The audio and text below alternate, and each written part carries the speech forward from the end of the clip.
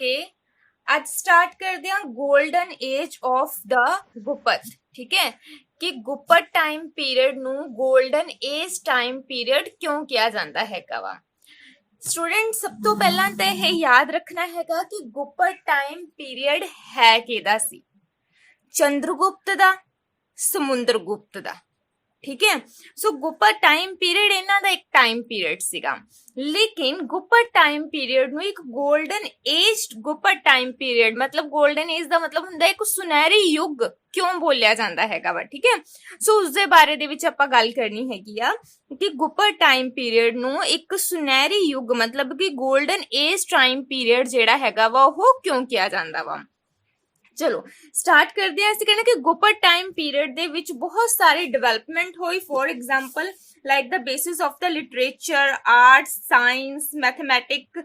ਠੀਕ ਹੈ ਉਸ ਤੋਂ ਬਾਅਦ ਟੈਕਨੋਲੋਜੀ। ਕਹਿੰਦੇ ਡਿਫਰੈਂਟ ਬੇਸਿਸ ਦੇ ਉੱਤੇ ਗੁੱਪਤ ਟਾਈਮ ਪੀਰੀਅਡ ਦੇ ਵਿੱਚ ਬਹੁਤ ਵਾਰ ਜਿਹੜੇ ਹੈਗੇ ਆ ਕਹਿ ਲਓ ਕਿ ਡਿਵੈਲਪਮੈਂਟ ਹੋਈ ਡਿਫਰੈਂਟ ਪਲੇਸਿਸ ਦੇ ਵਿੱਚ ਜਾ ਕੇ। ਡਿਫਰੈਂਟ ਪਲੇਸ ਦਾ ਮਤਲਬ ਹੈ ਡਿਫਰੈਂਟ ਜਗ੍ਹਾ ਤੇ ਜਾ ਕੇ ਡਿਫਰੈਂਟ ਮਟੀਰੀਅਲ ਦੀ ਜਿਹੜੀ ਹੈਗੀ ਆ ਉਹ ਕੀ ਹੋਈ ਸੀ, ਡਿਵੈਲਪਮੈਂਟ ਹੋਈ ਸੀ। ਠੀਕ ਹੈ ਸੋ ਇਸ ਦੇ ਨਾਲ ਜਦੋਂ ਡਿਵੈਲਪਮੈਂਟ ਹੋਣੀ ਸਟਾਰਟ ਹੋਈ ਤਾਂ ਅਸੀਂ ਦੇਖਦੇ ਹਾਂ ਕਿ ਗੁੱਪਤ ਟਾਈਮ ਪੀਰੀਅਡ ਦੇ ਵਿੱਚ ਬਹੁਤ ਸਾਰੀ ਆਰਟ ਦਾ ਮਤਲਬ ਸਮਝਦੇ ਹੋ ਨਾ, ਕਲਾ, ਇਹਦੀ ਵੀ ਡਿਵੈਲਪਮੈਂਟ ਹੋਈ ਸੀ, ਜਿਹਦੇ ਕਰਕੇ ਲੋਕਾਂ ਨੇ ਡਿਫਰੈਂਟ ਟਾਈਪਸ ਦੀਆਂ ਜਿਹੜੀਆਂ ਹੈਗੀਆਂ ਸਟੈਚੂ ਬਣਾਉਣੀਆਂ ਸਟਾਰਟ ਕਰ ਦਿੱਤੀਆਂ। ਮਤਲਬ ਵੱਖਰੇ ਟਾਈਪ ਦੀ ਜਿਹੜੀਆਂ ਹੈਗੀਆਂ ਮੂਰਤ। ਕੁਝ ਪ੍ਰੋਬਲਮ ਹੈ ਦਿੱਤਿਕ? ਓਕੇ ਬੇਟਾ ਮਾਈਕ ਤੇ ਕ੍ਰਾਸ ਲਗਾ ਲਓ।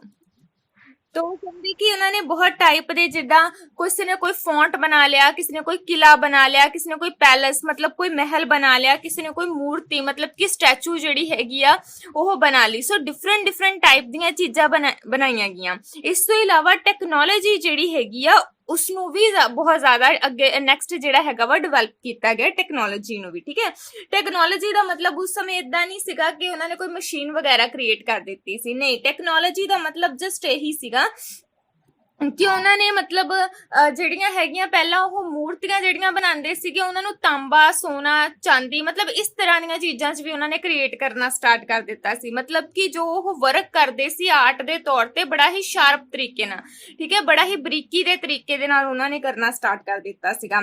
ਸੋ ਕਹਿੰਦੇ ਇਸ ਟਾਈਮ ਪੀਰੀਅਡ ਨੂੰ ਇਸ ਲਈ ਦਾ 골ਡਨ ਏਜ ਟਾਈਮ ਪੀਰੀਅਡ ਬੋਲਿਆ ਜਾਂਦਾ ਹੈ। ਅਗਰ ਤੁਸੀਂ ਸਿੰਪਲ ਵਰਡਿੰਗ ਦੇ ਵਿੱਚ ਲਿਖਣਾ ਹੈ ਤੁਸੀਂ ਲਿਖਣਾ ਹੈ ਕਿ ਆਰਟ ਦੇ ਵਿੱਚ, ਟੈਕਨੋਲੋਜੀ ਦੇ ਵਿੱਚ ਜਾਂ ਫਿਰ ਤੁਸੀਂ ਕਹਿ ਲਓ ਕਿ ਸਾਇੰਸ ਦੇ ਬੇਸ ਤੇ, ਮੈਥਮੈਟਿਕਸ ਦੇ ਬੇਸ ਤੇ, ਲਿਟਰੇਚਰ ਦੇ ਬੇਸ ਤੇ ਬਹੁਤ ਸਾਰੇ ਡਿਵੈਲਪਮੈਂਟ ਕੀਤੀ ਗਈ ਸੀ। ਠੀਕ ਹੈ ਸੋ ਇਸ ਟਾਈਮ ਪੀਰੀਅਡ ਨੂੰ ਇੱਕ 골ਡਨ ਟਾਈਮ ਪੀਰੀਅਡ ਜਿਹੜਾ ਹੈਗਾ ਬੋਲਿਆ ਜਾਂਦਾ ਵਾ।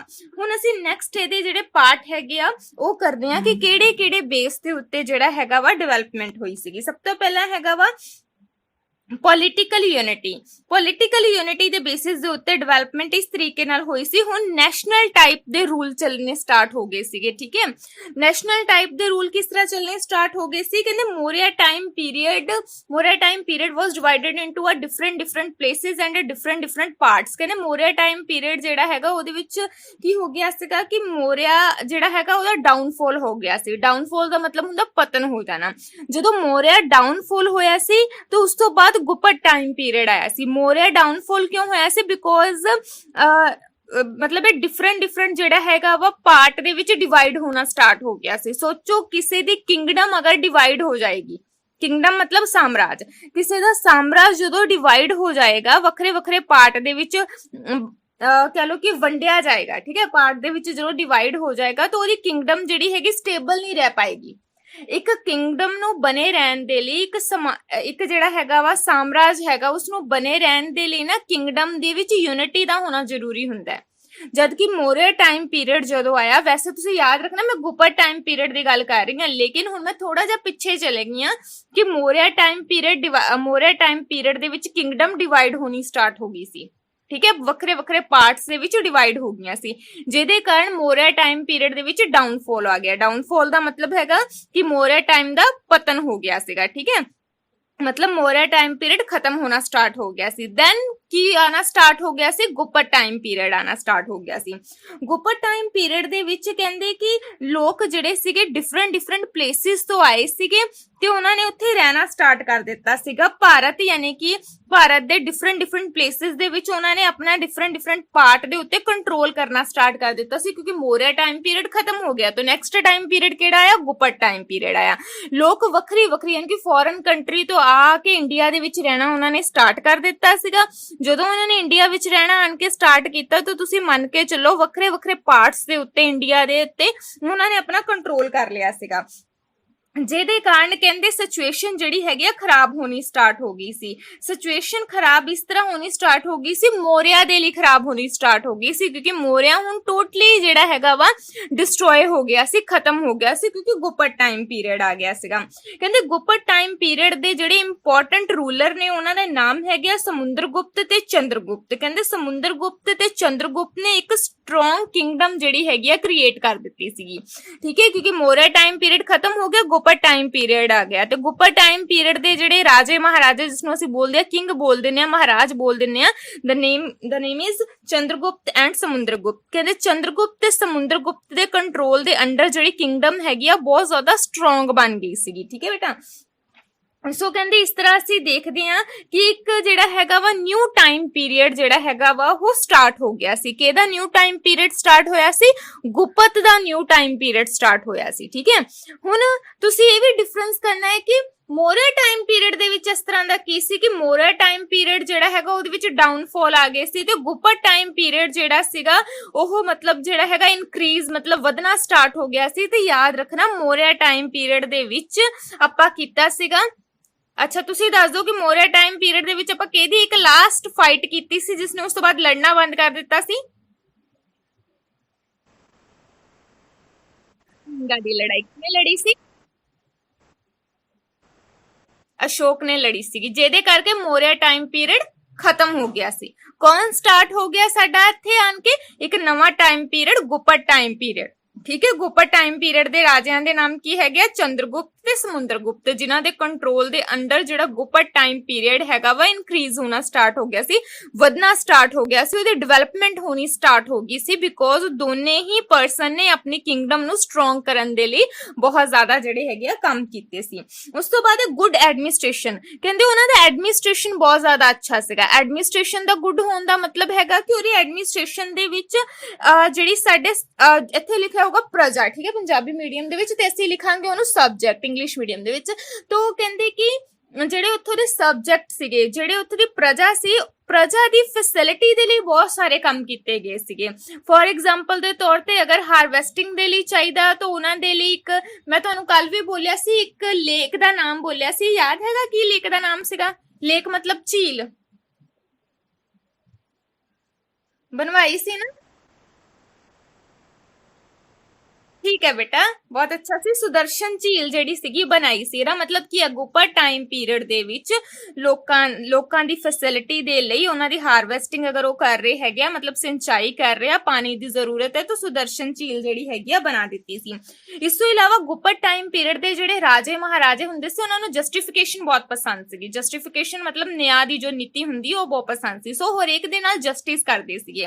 ਕਹਿੰਦੇ ਕਿ ਜਸਟਿਸ ਕਰਨ ਦੇ ਲਈ ਉਹਨਾਂ ਦੇ ਲਈ ਜਿਹੜੀ ਪਨਿਸ਼ਮੈਂਟ ਹੁੰਦੀ ਸੀ ਬਹੁਤ ਜ਼ਿਆਦਾ ਸਟਰੋਂਗ ਬੇਸਿਸ ਦੇ ਉੱਤੇ ਨਹੀਂ ਸੀ ਹੁੰਦੀਆਂ। ਮੋਸਟਲੀ ਕਹਿੰਦੇ ਕਿ ਬੋਡੀ ਪਾਰਟ ਦਾ ਕੋਈ ਪਾਰਟ ਕੱਟ ਕਰ ਦਿੱਤਾ ਜਾਂਦਾ ਸੀਗਾ ਅਗਰ ਕਿਸੇ ਨੇ ਕੋਈ ਕ੍ਰਾਈਮ ਕੀਤਾ ਵਾ। ਅਗਰ ਇਸ ਤੋਂ ਵੀ ਜ਼ਿਆਦਾ ਕਹਿ ਲੋ ਕਿ ਕਿਸੇ ਨੇ ਕ੍ਰਾਈਮ ਕੀਤਾ ਵਾ, ਕਿ ਕ੍ਰਾਈਮ ਜਿਹੜਾ ਹੈਗਾ ਬਹੁਤ ਜ਼ਿਆਦਾ ਹਾਈ ਲੈਵਲ ਦਾ ਹੈਗਾ ਵਾ, ਤਾਂ ਉਸਨੂੰ ਫਾਈਨ ਵੀ ਕਰ ਦਿੱਤਾ ਜਾਂਦਾ ਸੀਗਾ, ਉਹਦਾ ਬੋਡੀ ਪਾਰਟ ਵੀ ਕੋਈ ਕੱਟ ਦਿੱਤਾ ਜਾਂਦਾ ਸੀ। ਕਹਿੰਦੇ ਮੋਸਟਲੀ ਉਸ ਟਾਈਮ ਪੀਰੀਅਡ ਦੇ ਵਿੱਚ ਨਾ ਕੋਈ ਜ਼ਿਆਦਾ ਖਾਸ ਕ੍ਰਾਈਮ ਨਹੀਂ ਸੀ ਹੁੰਦਾ। ਜਿਵੇਂ ਮੈਂ ਤੁਹਾਨੂੰ ਫੋਰ ਐਗਜ਼ਾਮਪਲ ਦੇ ਤੌਰ ਤੇ ਦੱਸਿਆ ਵੀ ਆ ਕਿ ਲੋਕ ਮੋਸਟਲੀ ਆਪਣੇ ਘਰਾਂ ਨੂੰ ਓਪਨ ਛੋੜ ਕੇ ਚਲੇ ਜਾਂਦੇ ਹੁੰਦੇ ਸੀ। ਕਿਉਂ ਛੋੜ ਕੇ ਚਲੇ ਜਾਂਦੇ ਸੀ? ਬਿਕੋਜ਼ ਉਹਨਾਂ ਨੂੰ ਲੱਗਦਾ ਸੀਗਾ, ਉਹਨਾਂ ਨੂੰ ਨਹੀਂ ਸੀ ਲੱਗਦਾ, ਬਿਕੋਜ਼ ਉਸ ਟਾਈਮ ਪੀਰੀਅਡ ਦੇ ਵਿੱਚ ਜਿਹੜੇ ਕ੍ਰਾਈਮ ਸੀ ਉਹ ਵੈਸੇ ਹੀ ਬਹੁਤ ਘੱਟ ਹੁੰਦੇ ਸੀ। ਰੋਬਰੀ ਸਿਸਟਮ ਨਹੀਂ ਸੀ ਹੁੰਦਾ, ਰੋਬਰੀ ਮਤਲਬ ਚੋਰੀ ਵਗੈਰਾ ਜਾ, ਠੀਕ ਹੈ, ਤਾਂ ਚੋਰੀ ਵਗੈਰਾ ਬਹੁਤ ਜ਼ਿਆਦਾ ਘੱਟ ਹੁੰਦੀ ਸੀ, ਠੀਕ ਹੈ।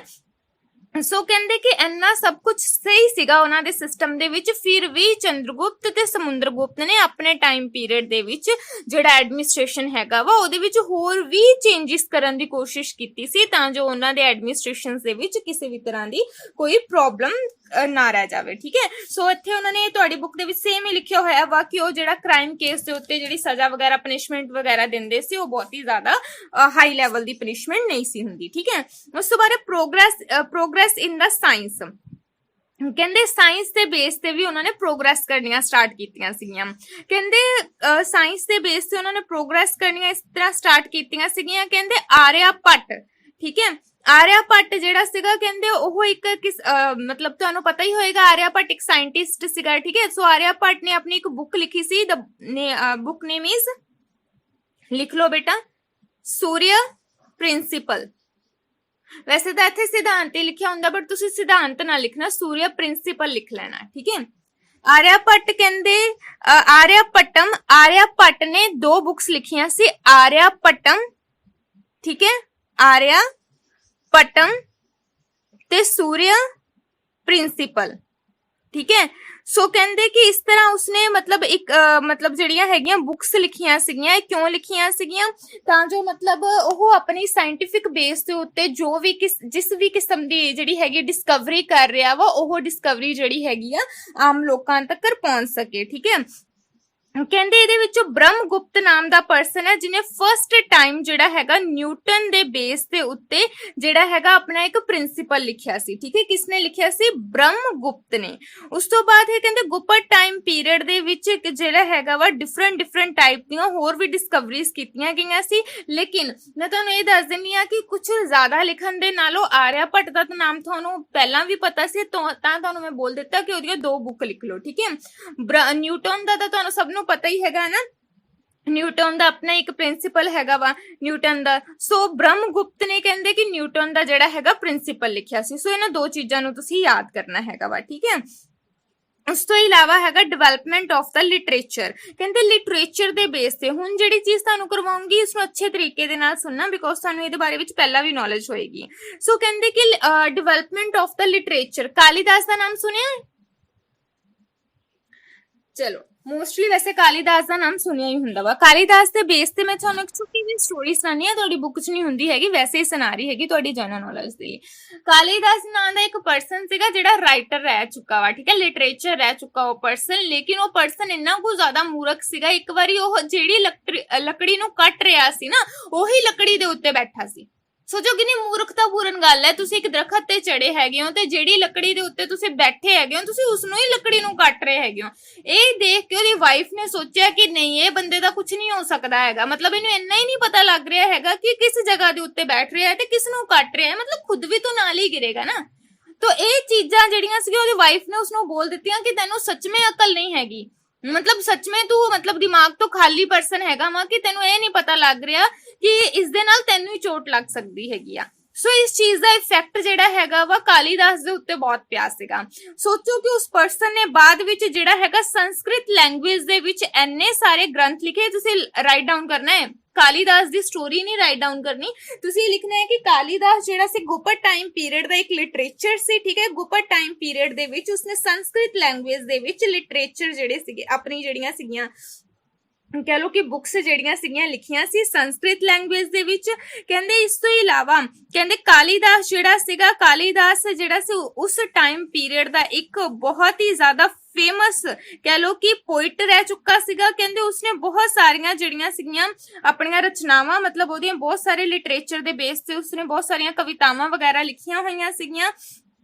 ਕਹਿੰਦੇ ਜਿਨ੍ਹਾਂ ਦੇ ਵਿੱਚ ਉਹਦੀ ਪ੍ਰਸਿੱਧ ਹੈਗੀਆਂ ਨੇ, ਹੁਣ ਤੁਸੀਂ ਰਾਈਟ ਡਾਊਨ ਕਰ ਲਓ, ਅਕਸਰ ਆ ਜਾਂਦਾ ਸ਼ਾਰਟ ਆਨਸਰ ਟਾਈਪ ਕੁਐਸਚਨ ਦੇ ਵਿੱਚ ਕਾਲੀਦਾਸ ਦੀਆਂ ਬੁੱਕਸ ਕਿਹੜੀਆਂ ਸੀਗੀਆਂ। ਠੀਕ ਹੈ, ਸੋ ਇਹਨਾਂ ਨੂੰ ਤੁਸੀਂ ਇੱਕ ਕਿਸਮ ਦੀਆਂ ਬੁੱਕਸ ਦੇ ਤੌਰ ਤੇ ਲਿਖਣਾ ਹੈਗਾ ਵਾ, ਕਿਉਂਕਿ ਚਾਹੇ ਤੁਸੀਂ ਕਹਿ ਲਓ ਕਿ ਕਵਿਤਾ ਵਾ, ਚਾਹੇ ਤੁਸੀਂ ਕਹਿ ਲਓ ਕਿ ਸਟੋਰੀ ਆ, ਲਿਖੀ ਤਾਂ ਉਹਨੇ ਬੁੱਕ ਵਿੱਚ ਹੀ ਆ ਨਾ, ਕਿਸੇ ਦੀਵਾਰ ਤੇ ਤਾਂ ਨਹੀਂ ਛਾਪ ਦਿੱਤੀ।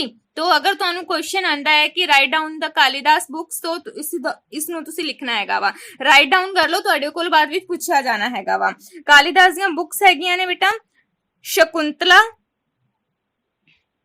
ਠੀਕ ਹੈ, ਸ਼ਕੁੰਤਲਾ, ਮੇਘਦੂਤ, ਸ਼ਕੁੰਤਲਾ, ਮੇਘਦੂਤ, रघुवंश, शकुंतला, मेघदूत, रघुवंश, ऋतु सहार,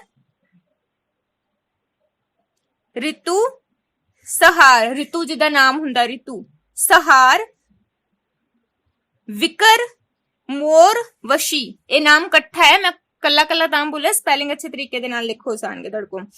विकर, मोर, विकर, मोर, वशी। ठीक है, कहंदे एक किस्म दी फेमस बुक्स हैगियां ने। कहंदे इस तो इलावा तुहानू कुछ अच्छियां बुक्स लिखा दिंदे आ।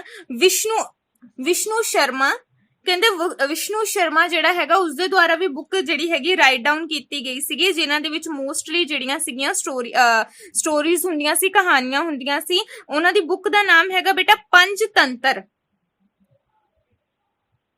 विष्णु शर्मा, विष्णु शर्मा, ठीक है, उन्हां दे द्वारा यानी कि जिहड़ी बुक राइट डाउन कीती गई है, द नेम इज पंचतंत्र।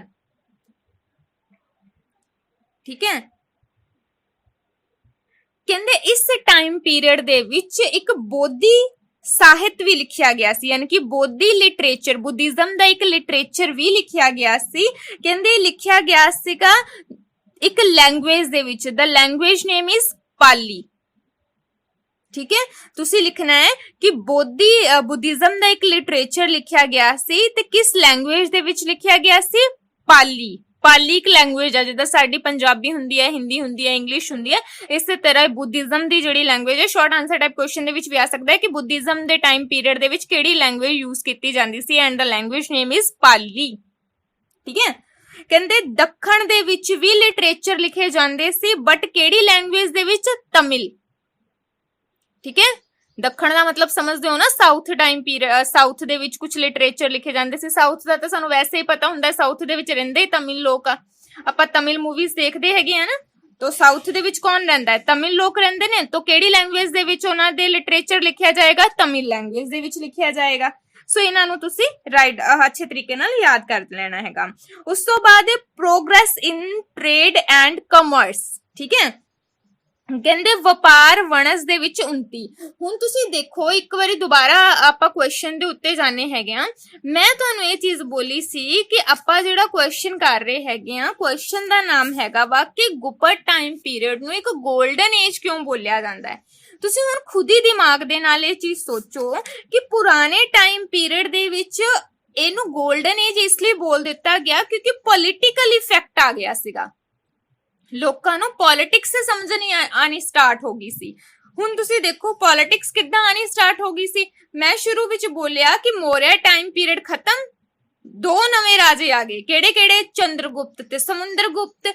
ਹੁੰਦਾ ਟਾਈਮ ਪੀਰੀਅਡ ਵੀ ਪੋਲਿਟਿਕਸ ਦਾ ਏਦਾਂ ਦਾ ਹੀ ਹੁੰਦਾ ਨਾ ਕਿ ਜਿੱਦਾਂ ਹੀ ਇੱਕ ਬੰਦਾ ਜਾਂਦਾ ਵਾ, ਨਵੇਂ ਬੰਦੇ ਆ ਜਾਂਦੇ ਆ ਤੇ ਪੂਰਾ ਕੰਟਰੋਲ ਕਰਨ ਦਾ ਸੋਚਦੇ ਆ। ਦੂਜੇ ਨੰਬਰ ਤੇ ਮੈਂ ਤੁਹਾਨੂੰ ਗੱਲ ਬੋਲੀ ਸੀ, ਉਹਨੇ ਪ੍ਰਜਾ ਮਤਲਬ ਸਬਜੈਕਟ ਦੀ ਫੈਸਿਲਿਟੀ ਦੇ ਲਈ ਹਰ ਇੱਕ ਤਰ੍ਹਾਂ ਦਾ ਕੰਮ ਕੀਤਾ। ਅੱਜ ਦੇ ਟਾਈਮ ਪੀਰੀਅਡ ਦੇ ਲੋਕ ਵੀ ਇਦਾਂ ਹੀ ਕਰਦੇ ਨੇ, ਸਾਡੇ ਲੀਡਰ, ਕਿ ਸਾਨੂੰ ਫੈਸਿਲਿਟੀ ਦੇਣ ਦੇ ਲਈ ਹਰ ਕੋਈ ਕੰਮ ਕਰਦੇ ਆ। ਉਹਨੂੰ ਕਹਿੰਦੇ ਆ ਪੋਲੀਟੀਕਲ ਯੂਨਿਟੀ ਦਾ ਆ ਜਾਣਾ। ਇਸ ਲਈ ਕਹਿੰਦੇ ਆ ਕਿ 골ਡਨ ਏਜ ਸੀ ਕਿ ਲੋਕਾਂ ਦੀ ਹੁਣ ਸਮਝ ਆ ਨਾ ਜਿਹੜੀ ਡਿਵੈਲਪ ਹੋਣੀ ਸਟਾਰਟ ਹੋ ਗਈ ਸੀ। ਉਹਨਾਂ ਨੂੰ ਪਤਾ ਲੱਗ ਗਿਆ ਸੀ ਕਿ ਮੇਰੇ ਕੰਟਰੋਲ ਦੇ ਵਿੱਚ ਜੇ ਮੈਂ ਲੋਕਾਂ ਨੂੰ ਰੱਖੂੰਗਾ ਤੇ ਲੋਕਾਂ ਨੂੰ ਫੈਸਿਲਿਟੀ ਦੇਣੀ ਪੈਣੀ ਆ, ਲੋਕਾਂ ਨੂੰ ਇੱਕ ਕਿਸਮ ਦਾ ਕਹਿ ਲੋ ਕਿ ਕੋਈ ਨਾ ਕੋਈ ਇਸ ਤਰ੍ਹਾਂ ਦੀ ਚੀਜ਼ ਦੇਣੀ ਪੈਣੀ, ਲੋਕ ਮੇਰੀ ਕਿੰਗਡਮ ਤੋਂ, ਮੇਰੇ ਰਾਜ ਤੋਂ, ਮੇਰੇ ਸਾਮਰਾਜ ਤੋਂ ਹੈਪੀ ਰਹਿਣ ਹਮੇਸ਼ਾ। ਠੀਕ ਹੈ, ਉਸ ਤੋਂ ਬਾਅਦ ਮੈਂ ਤੁਹਾਨੂੰ ਕਰਵਾਇਆ ਕਿ ਐਡਮਿਨਿਸਟ੍ਰੇਸ਼ਨ ਬਹੁਤ ਚੰਗਾ ਸੀ, ਮਤਲਬ ਜਸਟਿਸ ਵੀ ਉਹ ਕਰਦੇ ਸੀਗੇ। ਤਾਂ 골ਡਨ ਏਜ ਹੀ ਹੋਇਆ ਨਾ ਕਿ ਤੁਸੀਂ ਦੇਖੋ ਰਾਜੇ ਮਹਾਰਾਜਾ ਦੇ ਟਾਈਮ ਪੀਰੀਅਡ ਦੇ ਵਿੱਚ ਜਿੱਥੇ ਉਹ ਤੁਹਾਡੇ ਉੱਤੇ ਕੰਟਰੋਲ ਕਰ ਸਕਦੇ ਆ, ਉਹ ਕੰਟਰੋਲ ਨਹੀਂ ਬਟ ਤੁਹਾਨੂੰ ਕਰ ਰਹੇ, ਉਹ ਤੁਹਾਨੂੰ ਫੈਸਿਲਿਟੀ ਦੇ ਰਹੇ ਆ, ਤੁਹਾਨੂੰ ਜਸਟਿਸ ਦੇ ਰਿਹਾ। ਤਾਂ ਆਪਣੇ ਆਪ ਹੀ 골ਡ ਟਾਈਮ ਪੀਰੀਅਡ ਹੋਇਆ। ਉਸ ਤੋਂ ਬਾਅਦ ਸਾਇੰਟਿਫਿਕ ਬੇਸ ਤੇ ਵੀ ਟੈਕਨੋਲੋਜੀ ਆਈ। ਠੀਕ ਹੈ, ਨਿਊਟਨ ਦਾ ਸਿਧਾਂਤ ਜਿਹੜਾ ਹੈਗਾ ਵਾ, ਉਹ ਵੀ ਜਿਹੜਾ ਹੈਗਾ ਵਾ ਮਤਲਬ ਡਿਸਕਵਰੀ ਉਹਦੀ ਵੀ ਕੀਤੀ ਗਈ। ਸੋਚੋ ਕਿ ਪੁਰਾਣੇ ਟਾਈਮ ਪੀਰੀਅਡ ਦੇ ਵਿੱਚ ਨਿਊਟਨ ਦੀ ਜਿਹੜੀ ਹੈਗੀ ਹੈ ਡਿਸਕਵਰੀ ਹੋ ਗਈ ਸੀ, 골ਡਨ ਟਾਈਮ ਪੀਰੀਅਡ ਤੋਂ ਆਪਣੇ ਆਪ ਹੋਇਆ। ਉਸ ਤੋਂ ਬਾਅਦ ਡਿਫਰੈਂਟ ਟਾਈਪ ਦੇ ਲਿਟਰੇਚਰ, ਕਾਲੀਦਾਸ ਦੀਆਂ ਬੁੱਕ ਤੁਸੀਂ ਅੱਜ ਵੀ ਪੜ੍ਹ ਲਓ, ਇੰਨੀਆਂ ਫੇਮਸ, ਇੰਨੀਆਂ ਕੁ ਜ਼ਿਆਦਾ ਅੱਛੀਆਂ ਹੈਗੀਆਂ ਨੇ। ਚਲੋ ਮੈਂ ਬਹੁਤ ਵਾਰ ਆਪਣੀ ਸਟੋਰੀ ਦੇ ਵਿੱਚ ਕੁਛ ਨਾ ਕੁਛ ਮਤਲਬ ਕਵਿਤਾ ਵਗੈਰਾ ਪਾਣੀ ਹੁੰਨੀ ਆ, ਤੇ ਮੈਂ ਕਾਲੀਦਾਸ ਦੀ ਵੀ ਕੋਈ ਪਾਉਂਗੀ ਤਾਂ ਤੁਸੀਂ ਪੜ੍ਹ ਕੇ ਦੇਖਣਾ। ਬਹੁਤ ਅੱਛੀਆਂ ਅੱਛੀਆਂ ਹੁੰਦੀਆਂ ਨੇ ਉਹਨਾਂ ਦੀਆਂ ਵੀ, ਠੀਕ ਹੈ। ਸੋ ਉਸ ਤੋਂ ਬਾਅਦ ਹੈਗਾ, ਹੁਣ ਮੈਂ ਕਰ ਰਹੀ ਹਾਂ progress in trade and commerce. ਸੋਚੋ ਕਿ ਹੈਗਾ ਪੁਰਾਣਾ ਟਾਈਮ ਪੀਰੀਅਡ ਆ, ਹੈਗਾ ਗੁਪਤ ਟਾਈਮ ਪੀਰੀਅਡ ਆ, ਲੇਕਿਨ ਵਪਾਰ ਦੇ ਵਿੱਚ ਮੈਂ ਜਦੋਂ ਬੋਲਿਆ ਨਾ ਟ੍ਰੇਡ ਐਂਡ ਕਮਰਸ, ਤੇ ਪੰਜਾਬੀ ਚ ਉਹਦਾ ਮਤਲਬ ਹੁੰਦਾ ਵਪਾਰ ਤੇ ਵਣਜ, ਠੀਕ ਹੈ। ਵਪਾਰ ਦੇ ਬੇਸਿਸ ਦੇ ਉੱਤੇ ਵੀ ਜਿਹੜਾ ਹੈਗਾ ਵਾ ਡਿਵੈਲਪਮੈਂਟ ਹੋ ਗਈ ਸੀਗੀ। ਮਤਲਬ ਲੋਕਾਂ ਨੂੰ ਇੰਨੀ ਸਮਝ ਵੀ ਆ ਗਈ ਸੀ ਕਿ ਮੈਂ ਆਪਣਾ ਜਿਹੜਾ ਟ੍ਰੇਡ ਹੈਗਾ, ਵਪਾਰ ਹੈਗਾ, ਮੈਂ ਕਿਹੜੇ ਕਿਹੜੇ ਪਲੇਸ ਦੇ ਉੱਤੇ ਕਰਨਾ ਵਾ, ਠੀਕ ਹੈ।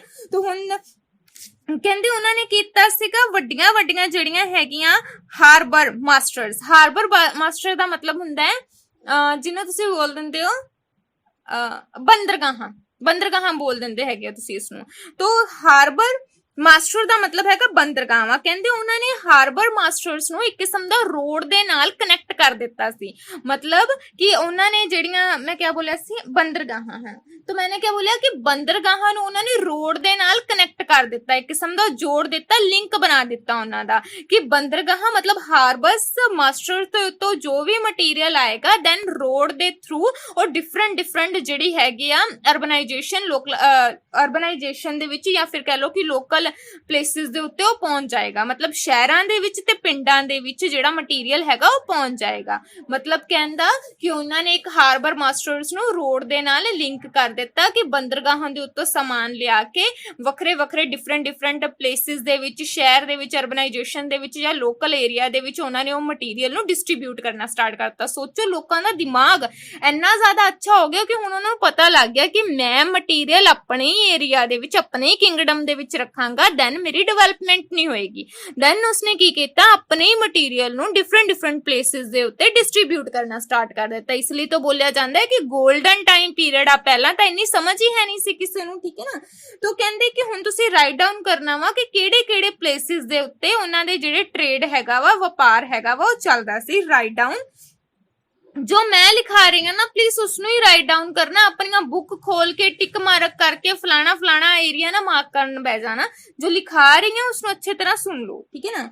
तो कहते कि श्रीलंका, चीन, अरब, ईरान, दोबारा बोल दिया, श्रीलंका, चीन, अरब, ईरान, मिस्र, यूनान, रोम। ਕਹਿੰਦੇ ਇਹਨਾਂ ਜਗ੍ਹਾ ਦੇ ਉੱਤੇ ਕਹਿੰਦੇ ਕਿ ਉਹਨਾਂ ਨੇ ਕੀ ਕੀਤਾ, ਇੱਕ ਕਿਸਮ ਦਾ ਟ੍ਰੇਡ ਕੀਤਾ। ਹੁਣ ਟ੍ਰੇਡ ਕਿਸ ਚੀਜ਼ ਦਾ ਵਾ, ਮੈਂ ਤੁਹਾਨੂੰ ਇੱਕ ਵਰਡ ਬੋਲਿਆ ਸੀ, ਮੈਂ ਬੋਲਿਆ ਸੀ ਹਾਂਜੀ ਜ਼ਰੂਰ ਜੀ। ਕਹਿੰਦੇ ਕਿ ਸ਼੍ਰੀਲੰਕਾ, ਚੀਨ, ਅਰਬ, ईरान, मिस्र, यूनान, ठीक है, रोम, सीरिया। चाहे मैं वर्ड पहला नहीं बोले बट जिन्होंने ये आसान लगते भी लिख सकते हो, रोम, सीरिया, यूनान, मिस्र। ठीक है बेटा, मैं ਤੁਹਾਨੂੰ ਇੱਕ ਵਰਡ ਬੋਲਿਆ ਸੀਗਾ ਕਿ ਸੌਰੀ ਪਹਿਲਾਂ ਇਹਨੂੰ ਕੰਪਲੀਟ ਕਰਦੀ ਹਾਂ ਕਿ ਇਹਨਾਂ ਜਗ੍ਹਾ ਦੇ ਉੱਤੇ ਸਾਡਾ ਵਪਾਰ ਚੱਲਦਾ ਸੀ, ਟ੍ਰੇਡ ਚੱਲਦਾ ਸੀ। ਮੈਂ ਤੁਹਾਨੂੰ ਇੱਕ ਵਰਡ ਬੋਲਿਆ ਸੀਗਾ ਕਿ ਜੇ ਤੁਹਾਨੂੰ ਨਹੀਂ ਸਮਝ ਲੱਗਦਾ ਹੈਗਾ ਕਿ ਕੋਟਨ, ਜੂਟ, ਠੀਕ ਹੈ, ਸਿਲਕ ਜਾਂ ਰਿਓਨ, ਵੈਲਵਟ, ਅਗਰ ਤੁਹਾਨੂੰ ਇਹ ਨਾਮ ਜਿਹੜੇ ਹੈਗੇ ਆ ਕੱਪੜਿਆਂ ਦੇ ਔਖੇ ਲੱਗਦੇ ਆ, ਜਿਨ੍ਹਾਂ ਨੂੰ ਤੁਸੀਂ ਮੋਸਟਲੀ ਆਪਣੇ ਘਰਾਂ 'ਚ ਗੱਲ ਹੁੰਦੀ ਆ ਨਾ, ਉੱਨੀ ਕੱਪੜਾ, ਸੂਤੀ ਕੱਪੜਾ, ਰੇਸ਼ਮੀ ਕੱਪੜਾ, ਤਾਂ ਇਸਨੂੰ ਐਸੇ ਏਦਾਂ ਤੋਂ ਆਪਾਂ ਲਿਖ ਨਹੀਂ ਨਾ ਸਕਦੇ।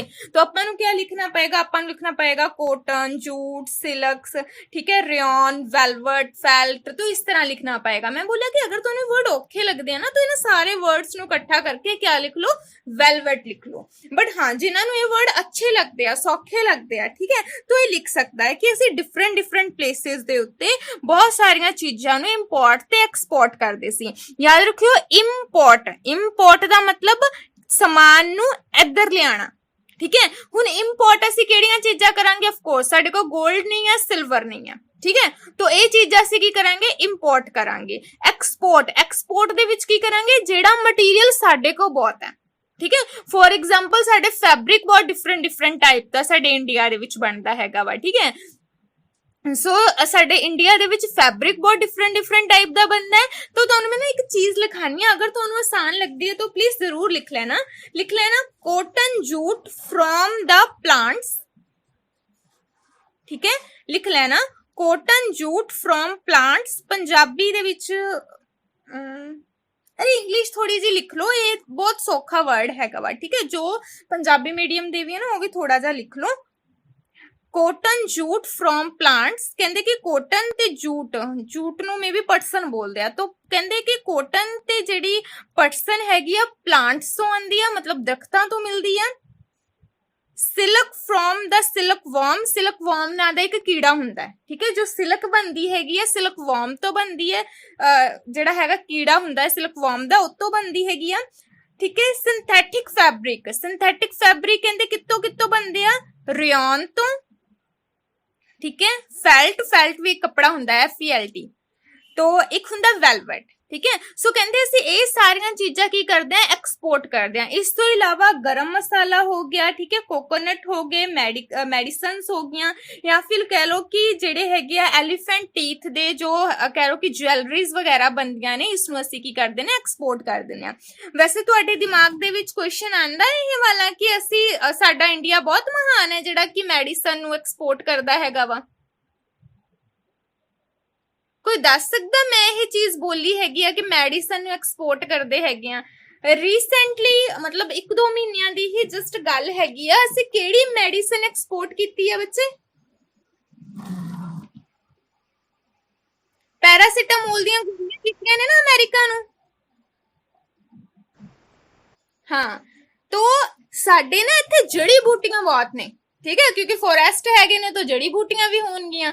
तो इस तरह का मटीरियल ਜਿਹੜਾ ਹੈਗਾ ਨਾ ਸਾਡੇ ਇੱਥੇ ਬਹੁਤ ਹੈਗਾ ਵਾ, ਜਿਹਦੇ ਕਾਰਨ ਅਸੀਂ ਇਹ ਸਾਰੀਆਂ ਚੀਜ਼ਾਂ ਕੀ ਕਰ ਦਿੰਨੇ ਆ, ਐਕਸਪੋਰਟ ਕਰ ਦਿੰਨੇ ਹੈਗੇ। ਅਮਰੀਕਾ ਵਾਲਿਆਂ ਨੇ ਸਾਨੂੰ ਧਮਕੀ ਵੀ ਦਿੱਤੀ ਸੀ ਕਿ ਨਾ ਕਰਕੇ ਦੇਖਿਓ ਸਹੀ ਪੈਰਾਸੀਟਾਮੋਲ ਦੀ ਗੋਲੀ, ਕਿਉਂਕਿ ਸਾਡੇ ਇੱਥੋਂ ਦਾ ਸਾਲਟ ਹੁੰਦਾ ਨਾ ਬੜਾ ਸਟਰੋਂਗ ਹੁੰਦਾ ਹੈ ਗੋਲੀ ਦਾ। ਤੁਸੀਂ ਮੰਨ ਕੇ ਚਲੋ ਪੈਰਾਸੀਟਾਮੋਲ ਦੀ ਗੋਲੀ ਅਗਰ ਉੱਥੇ ਬਣ ਜਾਂਦੀ ਹੈ ਤਾਂ ਉਹਦਾ ਸਾਲਟ ਇੰਨਾ ਹੋਏਗਾ, ਇੰਨਾ ਕੁ ਜ਼ਰਾ ਘਟਿਆ ਹੋਏਗਾ ਕਿ ਜਿਹੜਾ ਫੀਵਰ ਸਾਨੂੰ ਮਤਲਬ ਇੱਕ ਦਿਨ ਦੇ ਵਿੱਚ ਲੱਥ ਜਾਂਦਾ ਹੈ ਨਾ, ਉੱਥੇ ਸਾਨੂੰ 3 ਦਿਨਾਂ ਦੇ ਵਿੱਚ ਉਹ ਫੀਵਰ ਲੱਥੇਗਾ। ਉਹ ਸਾਲਟ ਇੰਨਾ ਜ਼ਿਆਦਾ ਕਹਿ ਲੋ ਕਿ ਨਰਮ ਟਾਈਪ ਦਾ ਹੁੰਦਾ ਹੈ, ਤੇ ਸਾਡਾ ਸਾਲਟ ਇੰਨਾ ਸਟਰੋਂਗ ਹੁੰਦਾ ਹੈ, ਇੱਕ ਪੈਰਾਸੀਟਾਮੋਲ ਦੀ ਗੋਲੀ ਖਾਓ ਤੁਹਾਨੂੰ ਦੁਪਹਿਰ ਤੱਕ ਬੁਖਾਰ ਠੀਕ। ਇਸ ਤਰ੍ਹਾਂ ਇਸ ਲਈ ਸਾਡੇ ਕੋਲ ਉਹਨਾਂ ਨੇ ਉਹ ਮੈਡੀਸਨ ਜਿਹੜੀਆਂ ਸੀ ਮੰਗਵਾਈਆਂ ਸੀ। ਤੁਸੀਂ ਇਹ ਨਾ ਸੋਚਣਾ ਮੈਡਮ ਨੇ ਬੋਲ ਦਿੱਤਾ ਕਿ ਮੈਡੀਸਨ ਮੰਗਵਾਈ ਹੈ ਕਿ ਸਾਡਾ ਇੰਡੀਆ ਬਹੁਤ ਹੈਗਾ ਵਾ, ਬਹੁਤ ਹੈਗਾ ਫਿਰ ਵੀ ਇਹ ਬਾਕੀ ਦੇਸ਼ਾਂ ਦੇ ਨਾਲੋਂ। ਉਸ ਤੋਂ ਬਾਅਦ ਡਿਵੈਲਪਮੈਂਟ ਆਫ ਆਰਟ, ਕਹਿੰਦੇ ਆਰਟ ਦੇ ਵਿੱਚ ਕਿਹੜੀ ਕਿਹੜੀ ਡਿਵੈਲਪਮੈਂਟ ਇਹਨਾਂ ਨੇ ਕੀਤੀ। ਅਸੀਂ ਕਹਿੰਦੇ ਕਿ ਡਿਫਰੈਂਟ ਟਾਈਪ ਦੇ ਬਰਡਸ ਦੇ, ਐਨੀਮਲਸ ਦੇ ਜਾਂ ਫਿਰ ਟਰੀਜ਼ ਦੇ ਜਿਹੜੇ ਹੈਗੇ ਆ ਇਹ ਸਟੈਚੂ ਬਣਾ ਲੈਂਦੇ ਸੀਗੇ, ਠੀਕ ਹੈ। ਇਹਨਾਂ ਦੀ ਆਰਟ ਕਰਦੇ ਸੀ, ਇਹਨਾਂ ਦੀ ਡਰਾਇੰਗ ਕਰਦੇ ਸੀ, ਜਿਵੇਂ ਵਾਲਸ ਦੇ ਉੱਤੇ, ਦੀਵਾਰਾਂ ਦੇ ਉੱਤੇ, ਜਾਂ ਫਿਰ ਕਹਿ ਲਓ ਕਿ ਕੱਪ ਪਲੇਟ ਦੇ ਉੱਤੇ, ਜਾਂ ਫਿਰ ਕਹਿ ਲਓ ਕਿ ਕੋਇਨਸ ਦੇ ਉੱਤੇ ਡਿਫਰੈਂਟ ਟਾਈਪ ਦੇ ਬਰਡਸ ਬਣਾ ਲੈਣੇ, ਐਨੀਮਲਸ ਬਣਾ ਦੇਣੇ, ਟਰੀਜ਼ ਬਣਾ ਦੇਣੇ, ਆਰਟ ਕਰ ਦੇਣੀ। ਕਹਿੰਦੇ ਇਸ ਤੋਂ ਇਲਾਵਾ ਕਹਿੰਦੇ ਗੁੱਪਤ ਟਾਈਮ ਪੀਰੀਅਡ ਦੇ ਵਿੱਚ ਇਹ ਬਹੁਤ ਸਾਰੇ ਜਦੋਂ ਮਹਿਲ ਵਗੈਰਾ, ਪੈਲੇਸ ਵਗੈਰਾ ਵੀ ਬਣਾਉਂਦੇ ਸੀ ਨਾ, ਤੇ ਉਹਨਾਂ ਦੇ ਉੱਤੇ ਵੀ ਆਰਟ ਕੀਤੀ ਜਾਂਦੀ ਸੀ। ਆਰਟ ਦੇ ਲਈ ਗੁੱਪਤ ਟਾਈਮ ਪੀਰੀਅਡ ਜਿਹੜਾ ਹੈਗਾ ਬਹੁਤ ਫੇਮਸ ਸੀਗਾ। ਕਹਿੰਦੇ ਇਸ ਤੋਂ ਇਲਾਵਾ ਹੋਰ ਕੁਝ ਮਤਲਬ ਕੀ ਕੁਝ ਕ੍ਰੀਏਟ ਕੀਤਾ ਜਾਂਦਾ ਸੀ। ਅਸੀਂ ਕਹਿਣਾ ਹੈ ਕਿ ਗੋਡ ਤੇ ਗੋਡੈਸ ਦੀ ਸਟੈਚੂ, ਠੀਕ ਹੈ, ਮਤਲਬ ਕਿ ਦੇਵੀ ਦੇਵਤਿਆਂ ਦੇ ਜਿਹੜੇ ਸਟੈਚੂ ਹੈਗੇ ਆ ਉਹ ਵੀ ਬਣਾਏ ਜਾਂਦੇ ਸੀਗੇ। ਕਹਿੰਦੇ ਇਸ ਤੋਂ ਇਹ ਪਤਾ ਲੱਗਦਾ ਹੈਗਾ ਕਿ ਉਸ ਟਾਈਮ ਪੀਰੀਅਡ ਦੇ ਵਿੱਚ ਗੋਡ ਤੇ ਗੋਡੈਸ ਨੂੰ ਇੰਪੋਰਟੈਂਸ ਬਹੁਤ ਦਿੱਤੀ ਜਾਂਦੀ ਸੀਗੀ, ਠੀਕ ਹੈ। ਕਿਉਂਕਿ ਮੈਂ ਤੁਹਾਨੂੰ ਇੱਕ ਚੀਜ਼ ਬੋਲੀ ਸੀ ਨਾ ਕਿ ਗੁੱਪਤ ਟਾਈਮ ਪੀਰੀਅਡ ਆਇਆ ਸੀਗਾ ਤੇ ਹਿੰਦੂਇਜ਼ਮ ਦੁਬਾਰਾ ਤੋਂ ਆਉਣਾ ਸਟਾਰਟ ਹੋ ਗਿਆ ਸੀ। ਬੋਲਿਆ ਗਿਆ ਸੀਗਾ ਕਿ ਪਹਿਲਾਂ ਜੋ ਵੀ ਇਹਦੇ ਵਿੱਚ ਇਵਲਸ ਰਹਿ ਚੁੱਕੀਆਂ ਨੇ, ਬੁਰਾਈਆਂ ਰਹਿ ਚੁੱਕੀਆਂ ਨੇ, ਦੈਨ ਉਸਨੂੰ ਖਤਮ ਕੀਤਾ ਜਾਏਗਾ ਤੇ ਨਿਊ ਟਾਈਪ ਦਾ ਜਿਹੜਾ ਸਿਸਟਮ ਹੈਗਾ ਵਾ ਉਹ ਸਟਾਰਟ ਕੀਤਾ ਜਾਏਗਾ। ਤੇ ਯਾਦ ਰੱਖਣਾ ਬੱਚੇ, ਮੈਂ ਕੁਝ ਚੀਜ਼ਾਂ ਨਾ ਐਡਵਾਂਸਲੀ ਬੋਲ ਦਿੰਨੀ ਆ ਕਿ ਜਦੋਂ ਮੈਂ ਦੁਬਾਰਾ ਬੋਲਾਂ ਤੁਹਾਨੂੰ ਸਮਝ ਆ ਜਾਵੇ। ਇਹਦਾ ਮਤਲਬ ਮੈਂ ਤੁਹਾਨੂੰ ਤਾਂ ਦੱਸਿਆ ਸੀਗਾ ਕਿ ਹਿੰਦੂਇਜ਼ਮ ਦੇ ਵਿੱਚ ਗੋਡ ਤੇ ਗੋਡੈਸ ਨੂੰ ਪ੍ਰੈਫਰ ਕੀਤਾ ਜਾਂਦਾ ਸੀਗਾ। ਪਹਿਲਾਂ ਹੀ ਬੋਲਿਆ ਸੀ ਨਾ ਮੈਂ ਇਹ ਚੀਜ਼ ਕਿ ਗੋਡ ਤੇ ਗੋਡੈਸ ਦੀ ਪੂਜਾ ਕੀਤੀ ਜਾਂਦੀ ਸੀਗੀ।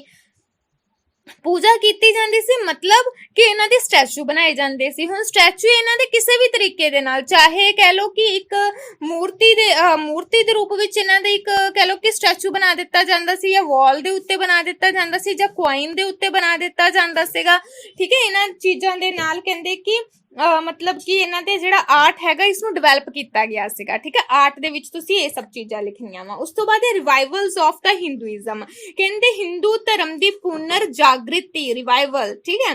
तो ਕਹਿੰਦੇ ਹਿੰਦੂਇਜ਼ਮ ਜਿਹੜਾ ਸੀਗਾ ਦੁਬਾਰਾ ਤੋਂ ਜਿਹੜਾ ਹੈਗਾ ਸਪਰੈਡ ਹੋਣਾ ਸਟਾਰਟ ਹੋ ਗਿਆ ਸੀ। ਕਹਿੰਦੇ ਬਿਕੋਜ਼ ਸਪਰੈਡ ਕਿੱਦਾਂ ਦੁਬਾਰਾ ਹੋ ਗਿਆ ਸੀ, ਕਿਉਂਕਿ ਪਹਿਲਾਂ ਹਿੰਦੂਇਜ਼ਮ ਦੇ ਵਿੱਚ ਲੋਕ ਸੁਪਰਸਟੀਸ਼ੀਅਸ ਪਾਵਰ, ਬਲੈਕ ਮੈਜਿਕ ਦੇ ਵਿੱਚ ਬਹੁਤ ਬਿਲੀਵ ਕਰਦੇ ਸੀ। ਮੈਂ ਸ਼ਾਇਦ ਤੁਹਾਨੂੰ ਪਹਿਲਾਂ ਵੀ ਦੱਸਿਆ ਸੀਗਾ ਕਿ ਇਹਦੇ ਵਿੱਚ ਜਿਹੜੇ ਪੰਡਿਤ ਵਗੈਰਾ ਸੀ ਨਾ, ਬ੍ਰਾਹਮਣ ਜਿਹੜੇ ਸੀਗੇ, ਬ੍ਰਾਹਮਣ ਨੂੰ ਬਹੁਤ ਜ਼ਿਆਦਾ ਇੰਪੋਰਟੈਂਸ ਦਿੱਤੀ ਜਾਂਦੀ ਸੀ ਕਿ ਇਹਦੇ ਵਿੱਚ ਪੁਰਾਣੇ ਟਾਈਮ ਪੀਰੀਅਡ ਵਿੱਚ ਹਿੰਦੂਇਜ਼ਮ ਦੇ ਵਿੱਚ ਬ੍ਰਾਹਮਣ ਨੂੰ ਇੰਪੋਰਟੈਂਸ ਦਿੱਤੀ ਜਾਂਦੀ ਸੀ।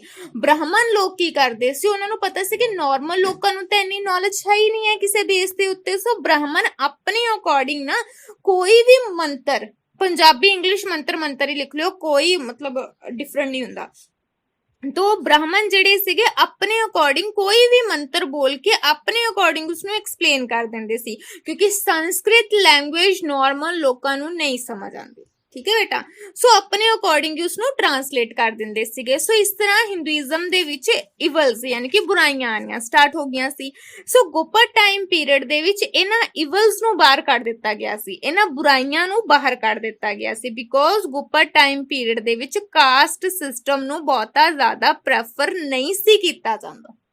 ਠੀਕ ਹੈ, ਪੁਰਾਣੇ ਟਾਈਮ ਪੀਰੀਅਡ ਦੇ ਵਿੱਚ ਕਾਸਟ ਨੂੰ ਇੰਪੋਰਟੈਂਸ ਦਿੱਤੀ ਜਾਂਦੀ ਸੀ ਤਾਂ ਪ੍ਰੋਬਲਮ ਕ੍ਰੀਏਟ ਹੋਈਆਂ। ਗੁਪਤ ਟਾਈਮ ਪੀਰੀਅਡ ਦੇ ਵਿੱਚ ਕਾਸਟ ਨੂੰ ਇੰਪੋਰਟੈਂਸ ਹੀ ਨਹੀਂ ਦਿੱਤੀ ਜਾਂਦੀ ਸੀਗੀ, ਜਿਹਦੇ ਕਾਰਨ ਗੁਪਤ ਟਾਈਮ ਪੀਰੀਅਡ ਦੇ ਵਿੱਚ ਜਦੋਂ ਬਹੁਤ ਸਾਰੀ ਹੌਲੀ ਬੁੱਕਸ ਲਿਖੀਆਂ ਗਈਆਂ, ਹੌਲੀ ਬੁੱਕ ਦਾ ਮਤਲਬ ਹੁੰਦਾ ਹੈ ਧਾਰਮਿਕ ਗ੍ਰੰਥ।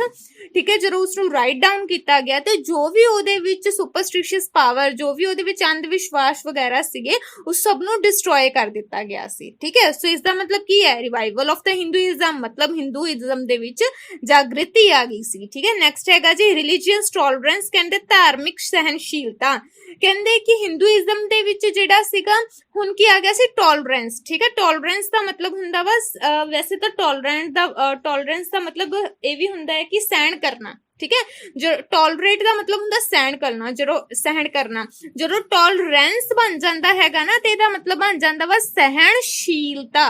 ਠੀਕ ਹੈ, ਕਹਿੰਦੇ ਕਿ ਰਿਲੀਜੀਅਸ ਬੇਸਿਸ ਦੇ ਉੱਤੇ ਨਾ ਹੁਣ ਸਹਿਣਸ਼ੀਲਤਾ ਬਣ ਗਈ ਸੀ, ਮਤਲਬ ਰਾਜੇ ਮਹਾਰਾਜਾ ਨੇ ਵੀ ਨਾ ਐਕਸੈਪਟ ਕਰਨਾ ਸਟਾਰਟ ਕਰ ਦਿੱਤਾ ਸੀ, ਕੋਈ ਗੱਲ ਨਹੀਂ ਜੇ ਹਿੰਦੂ ਹੈਗੇ ਆ ਤੇ ਕੋਈ ਗੱਲ ਨਹੀਂ ਜੇ ਉਹਦੇ ਵਿੱਚ ਡਿਫਰੈਂਟ ਕਾਸਟ ਹੈਗੀਆਂ, ਕੋਈ ਗੱਲ ਨਹੀਂ ਜੇ ਮੁਸਲਮਾਨ ਹੈਗੇ ਆ।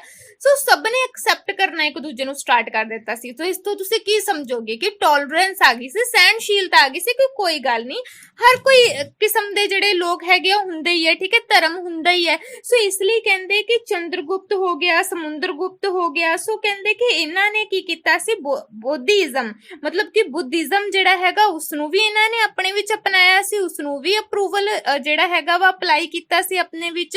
ਦੈਨ ਹਿੰਦੂਇਜ਼ਮ ਜਿਹੜਾ ਹੈਗਾ ਵਾ ਉਸਨੂੰ ਉਸਦੇ ਵਿੱਚੋਂ ਇਵਲਸ ਨੂੰ ਜਿਹੜਾ ਹੈਗਾ ਡਿਸਟਰੋਏ ਕਰ ਦਿੱਤਾ ਸੀ। ਇਵਲਸ ਨੂੰ ਜਿਹੜਾ ਹੈਗਾ, ਇਵਲ ਮਤਲਬ ਬੁਰਾਈਆਂ, ਡਿਸਟਰੋਏ ਮਤਲਬ ਖਤਮ ਕਰਨਾ, ਇਵਲਸ ਨੂੰ ਵੀ ਖਤਮ ਕਰਨਾ ਸਟਾਰਟ ਕਰ ਦਿੱਤਾ ਸੀਗਾ। ਬੁੱਧੀਜ਼ਮ ਜਿਹੜਾ ਹੈਗਾ ਉਸਨੂੰ ਅਪਲਾਈ ਕਰਨਾ ਸਟਾਰਟ ਕਰ ਦਿੱਤਾ ਸੀਗਾ। ਸੋ ਇਸ ਤੋਂ ਅਸੀਂ ਸਮਝਦੇ ਹਾਂ ਕਿ ਗੁਪਤ ਟਾਈਮ ਪੀਰੀਅਡ ਜਿਹੜਾ ਹੈਗਾ ਵਾ ਉਹਦੇ ਵਿੱਚ ਰਿਲੀਜੀਅਸ ਬੇਸਿਸ ਦੇ ਉੱਤੇ ਟੋਲਰੈਂਸ ਆ ਗਈ ਸੀ। ਠੀਕ ਹੈ, ਰਿਲੀਜੀਅਸ ਬੇਸਿਸ ਦੇ ਉੱਤੇ ਜਿਹੜਾ ਹੈਗਾ ਵਾ ਕਹਿ ਲੋ ਕਿ ਲੋਕਾਂ ਦੇ ਵਿੱਚ ਸਹਿਣਸ਼ੀਲਤਾ ਆ ਗਈ ਸੀ। ਉਸ ਤੋਂ ਬਾਅਦ ਹੈਗਾ ਪ੍ਰੋਗਰੈਸ ਇਨ ਦਾ ਸੋਸ਼ਲ ਫੀਲਡ। ਕਹਿੰਦੇ ਸੋਸ਼ਲ ਫੀਲਡ ਦੇ ਵਿੱਚ ਕਿਹੜੀ ਪ੍ਰੋਗਰੈਸ ਆਈ ਸੀ, ਯਾਦ ਰੱਖਣਾ ਮੈਂ ਇੱਕ ਰਾਈਟਰ ਦਾ ਹਮੇਸ਼ਾ ਨਾਮ ਲੈਣੀ ਆ, ਵੈਸੇ ਮੈਨੂੰ ਇਹ ਰਾਈਟਰ ਦਾ ਨਾਮ ਬਹੁਤ ਪਸੰਦ ਹੈ, ਫਹੀਆਨ। ਠੀਕ ਹੈ, ਫਹੀਆਨ ਇੱਕ ਰਾਈਟਰ ਹੈ, ਉਸਨੇ ਲਿਖਿਆ ਹੈ ਕਿ neither any living being the has murder, not any the stuff is live or not any good garlic is mean. ਠੀਕ ਹੈ, ਇਹਦਾ ਮਤਲਬ ਹੈਗਾ ਵਾ ਕਿ ਨਾ ਕੋਈ ਜੀਵ ਹੱਤਿਆ ਕਰਦਾ ਵਾ, ਠੀਕ ਹੈ, ਨਾ ਕੋਈ ਸ਼ਰਾਬ ਪੀਂਦਾ ਵਾ, ਨਾ ਕੋਈ ਮਾਸ ਤੇ ਲਸਣ ਖਾਂਦਾ ਵਾ। ਕਹਿੰਦੇ ਗੁਪਤ ਟਾਈਮ ਪੀਰੀਅਡ ਦਾ ਸੋਸ਼ਲ ਲਾਈਫ ਇੰਨੀ ਕੁ ਜ਼ਿਆਦਾ ਅੱਛੀ ਸੀਗੀ ਕਿ ਲਿਵਿੰਗ ਬੀਇੰਗ ਮਤਲਬ ਜਿਹੜੇ ਇਨਸਾਨ। ਹਾਂਜੀ ਹਾਂਜੀ ਜੀ ਜ਼ਰੂਰ ਜੀ। ਕਹਿੰਦੇ ਕਿ ਗੁਪਤ ਟਾਈਮ ਪੀਰੀਅਡ ਦੇ ਵਿੱਚ ਜਿਹੜੇ ਰਾਜੇ ਮਹਾਰਾਜੇ ਸੀ ਉਹ ਟਾਈਮ ਪੀਰੀਅਡ ਇੰਨਾ ਜ਼ਿਆਦਾ ਯਾਨੀ ਕਿ ਸੋਸ਼ਲ ਫੀਲਡ ਇੰਨੀ ਜ਼ਿਆਦਾ ਅੱਛੀ ਸੀ ਕਿ neither any living being has murdered nor any the stuff and live and nor any good garlic is mean। मतलब कि ना कोई जीव हत्या करदा वा, ना कोई शराब पींदा वा, ना कोई मांस ते लसन खांदा वा। ठीक है, गार्लिक मतलब लसन जिदा तुहानू पता ही होएगा। ठीक है, तो इस तरह कहंदे कि कुछ भी इदां दे लोग नहीं हैगे। कहंदे हाँ कुछ लोग इदां दे सीगे, ਉਹ अगर तुसी लिखना है तो इस विच लिख सकते हो, वैसे तुहाडी इन्फॉर्मेशन दे लिए जरूरी हैगी आ कि केवल चंडाल मतलब ओनली चंडाल एक किस्म ਦੇ ਲੋਕ ਹੀ ਹੈਗੇ ਨੇ, ਇੱਕ ਕਿਸਮ ਦੀ ਜਾਤੀ ਹੈਗੀ ਆ, ਇੱਕ ਕਿਸਮ ਦੀ ਚੰਡਾਲ। ਕਹਿੰਦੇ ਜਸਟ ਉਹੀ ਜਿਹੜਾ ਹੈਗਾ ਵਾ ਬਰਡਸ ਤੇ ਐਨੀਮਲਸ ਨੂੰ ਮਾਰ ਕੇ ਖਾ ਜਾਂਦੇ ਸੀ, ਮਰਡਰ ਕਰ ਦਿੰਦੇ ਸੀ। ਅਦਰਵਾਈਜ਼ ਤਾਂ ਕਹਿੰਦੇ ਲੋਕ ਉੱਥੋਂ ਦੇ ਓਨੈਸਟ ਹੀ ਹੁੰਦੇ ਸੀ, ਦਿਆਲੂ ਹੀ ਹੁੰਦੇ ਸੀਗੇ। ਠੀਕ ਹੈ, ਇਸ ਤੋਂ ਇਲਾਵਾ ਹੈਗਾ spread of the Indian culture in abroad. ਕਹਿੰਦੇ ਕਿ ਭਾਰਤੀ ਸੰਸਕ੍ਰਿਤੀ ਦਾ ਵਿਦੇਸ਼ਾਂ ਵਿੱਚ ਪ੍ਰਚਾਰ ਕਰਨਾ। ਕਹਿੰਦੇ ਜੋ ਇੰਡੀਆ ਦੇ ਲੋਕ ਹੈਗੇ ਨੇ ਗੁਪਤ ਟਾਈਮ ਪੀਰੀਅਡ ਦੇ ਵਿੱਚ, ਕਹਿੰਦੇ ਉਹ ਕੀ ਕਰਦੇ ਸੀ, ਡਿਫਰੈਂਟ ਪਲੇਸਿਸ ਤੋਂ ਲੋਕ ਉੱਥੇ ਆਣ ਕੇ ਚਾਹੇ ਰਹਿੰਦੇ ਸੀ। ਠੀਕ ਹੈ, ਇੰਡੀਆ ਦੇ ਵਿੱਚ ਉਹਨਾਂ ਨੇ ਰਹਿਣਾ ਸਟਾਰਟ ਕਰ ਦਿੱਤਾ ਸੀ। ਆਪਣਾ ਜਿਹੜਾ ਲਿਵਿੰਗ ਪਲੇਸ ਹੈਗਾ ਵਾ, ਡਿਫਰੈਂਟ ਤੋਂ ਟਾਈਪ ਤੋਂ ਲੋਕ ਜਿਹੜੇ ਹੈਗੇ ਆ ਆਉਂਦੇ ਸੀ ਤੇ ਇੰਡੀਆ ਦੇ ਵਿੱਚ ਆਪਣਾ ਜਿਹੜਾ ਲਾਈਫ ਸਟਾਈਲ ਹੈਗਾ ਵਾ ਉਸਨੂੰ ਅਪਣਾਉਣਾ ਉਹਨਾਂ ਨੇ ਸਟਾਰਟ ਕਰ ਦਿੱਤਾ ਸੀਗਾ। ਕਹਿੰਦੇ ਲੋਕ ਕਿਹੜੇ ਕਿਹੜੇ ਆਏ ਸੀਗੇ, ਕਹਿੰਦੇ ਬਾਲੀ ਲੋਕ ਆਏ ਸੀਗੇ, ਬੋਰਨੀਓ ਲੋਕ ਆਏ ਸੀਗੇ। ਅਗਰ ਤੁਹਾਨੂੰ ਇਹ ਵਰਡ ਔਖੇ ਲੱਗਦੇ ਆ ਨਾ, ਤੁਸੀਂ ਲਿਖ ਲੈਣਾ ਏਸ਼ੀਆ ਤੋਂ ਲੋਕ ਆਏ ਸੀ। ਠੀਕ ਹੈ, ਏਸ਼ੀਆ ਦੇ ਵਿੱਚੋਂ ਏਸ਼ੀਆ ਦੇ ਡਿਫਰੈਂਟ ਪਲੇਸਿਸ ਦੇ ਵਿੱਚੋਂ ਲੋਕ ਆਏ ਸੀ। ਦੈਨ ਉਹਨਾਂ ਨੇ ਆਪਣਾ ਜਿਹੜਾ ਹੈਗਾ ਲਿਵਿੰਗ ਸਟੈਂਡਰਡ ਇੰਡੀਆ ਦੇ ਵਿੱਚ ਬਣਾ ਲਿਆ ਸੀਗਾ। ਸੋ ਕਹਿੰਦੇ ਕਿ ਇੰਡੀਆ ਦੇ ਵਿੱਚ ਜਿੰਨੇ ਵੀ ਤਿਉਹਾਰ, ਜਿੰਨੇ ਵੀ ਫੈਸਟੀਵਲ ਮਨਾਏ ਜਾਂਦੇ ਸੀਗੇ, ਕਹਿੰਦੇ ਲੋਕਾਂ ਤੇ ਇੰਨਾ ਇੱਕ ਇਫੈਕਟ ਪਿਆ ਕਿ ਚਾਹੇ ਉਹ ਡਿਫਰੈਂਟ ਪਲੇਸਿਸ ਤੋਂ ਆਏ ਸੀ, ਲੇਕਿਨ ਉਹਨਾਂ ਨੇ ਜਿਹੜਾ ਹੈਗਾ